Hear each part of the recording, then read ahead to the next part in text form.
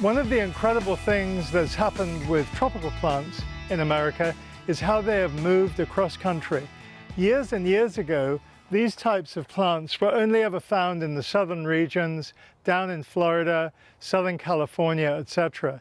And now in the summertime, they have migrated to all regions in America. You'll find them up in Portland, Seattle, you'll find them in Minneapolis, you'll find them in Madison, Wisconsin. I mean, you name it, they're everywhere. So we have a terrific program called Patio Tropics. And Patio Tropics has been around for a while. And it includes all, whether it's bougainvilleas, mandevillas, lantanas, hibiscus, cordylines, you name it. There are lots of plants that fit underneath this umbrella. So there are far too many plants here to talk about. So I'm going to pick out some of my favorites and some of them that I think will be real workhorses in the ground, in the warmer climates and on the patio. And if you're in the cooler regions of America, in the Midwest, upper Midwest, East Coast, etc., these would be great in containers. Now, really important to remember that these plants, they need to have a regular drink in a container, especially during the heat of summer, and they do need to be fertilized regularly. I would recommend every 20 to 30 days to make sure you keep the blooms coming, right? So regular water, regular fertilize, and you will be absolutely dazzled. Okay, so are you ready? Pens, papers, you got the plant list? Here we go. So the first one is a cordyline. Cordylines are very popular in containers, depending on the variety. They come in variegated, they come in chocolate colors. Tesla has got a terrific one called Festival Burgundy that has pretty white flowers on it. It's absolutely unique. So we have a terrific Euryalps called Double Sunshine Green.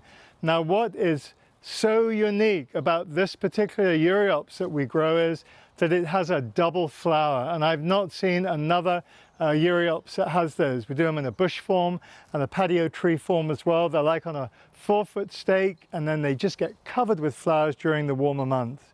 A star jasmine, regardless of where you are in America, this is a must-have on the patio.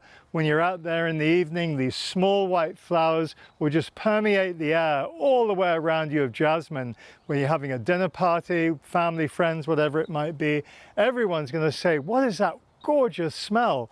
And then you can tell them about your star jasmine. This is a fuchsia called Gardenmeister. Originated somewhere down in the Caribbean, was a chance discovery. Again, a patio tree or a bush form. If it's in a container, keep the plant about 2.5 to 3 feet tall. Has these wonderful coral flowers that are a magnet to hummingbirds. We can't leave the tropical conversation alone without mandevillas. There are lots of different programs. My favorite group is called the Bella series. They come in a white, a scarlet, a red, a pink. They're absolutely incredible. The one I work with is called Bella Compact Red. I have a plant that's 5 years old. I cut her right back once every 2 years, okay? And right now she's about 3 feet across and she's about 20 inches high, and she must have, several hundred flowers on her. We're really warm out here in California.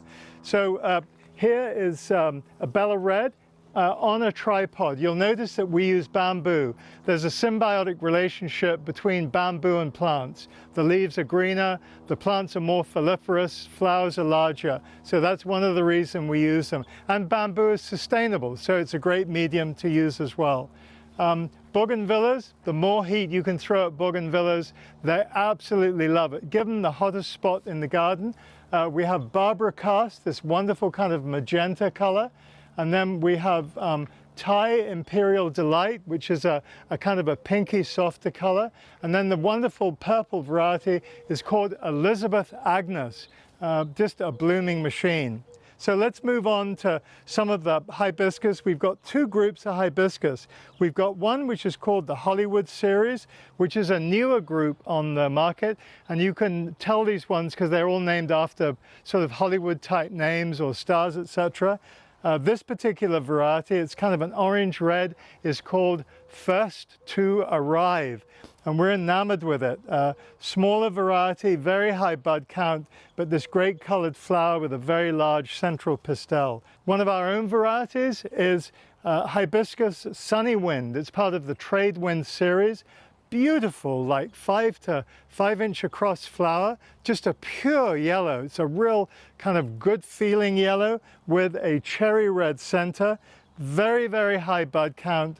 Nice compact plant, really rich green leaves, kind of British racing green. Can't leave tropicals alone without talking about gardenias. Whether it's Gardenia Vichai, Mystery, August Beauty, they're all great varieties. We grow them on a stake, so they're going to be about 3 to 4 feet high. Look at the flowers, they're just exquisite. There are lots of different things that you can do with gardenias on the patio, wherever it is, in a container. I love to have them close to the house somewhere. My wife will harvest these, she'll bring them indoors, and she'll leave about 3 or 4 inches of stem, put them into a warm water with a little bit of sugar, and she'll put them in her bathroom. Honestly, the whole house smells like gardenia. They're just exquisite. Lantanas is another great selection for your patio. Lots of different varieties, red ones, yellow ones, they're kind of hot pink ones. So this one's a combination. So these are just some of the really great selections from the Patio Tropics program that you can be successful with in your garden or on your patio for those great summer months. Don't let your garden take a holiday.